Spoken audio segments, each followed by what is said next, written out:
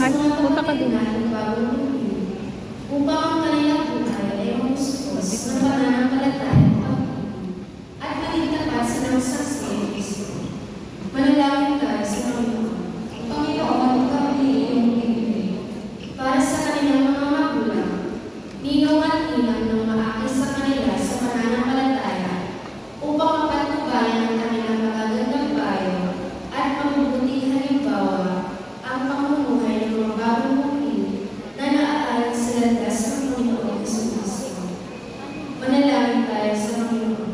Panginoon, kami iyong pinili para sa banal na simbahan ng Diyos, para sa aking Santo Papa Leo XIV, para sa aking obispo, Jose Antonio, at para sa lahat ng mga obispo at pare, upang itaguhin nila ang pagkakaisa at pagmamahalan ng mga tao pinagmumulot ng Espiritu Santo hanggang sa manunin na pagbabalik ng Diyos sa anak.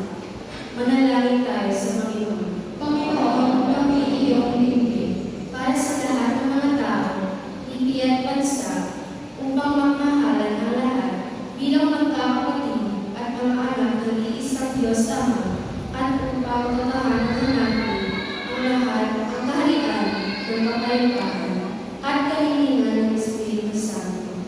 Manalangin tayo sa Panginoon. Panginoon, kami iyong pinili. Ang mga pangilihan ng sinuko mo Espiritu Santo sa mga apostol, sa pamamagitan nila at ng kanilang mga kahalili, patuloy mong isinusugo ang Espiritu Santo sa amin. Ang aral na sa walang pahayag ng Pentecostes ay patuloy na mamahalin sa pamatiran ng lahat sa pamamagitan ng Jesucristo kasama ng Espiritu Santo magpasawalan.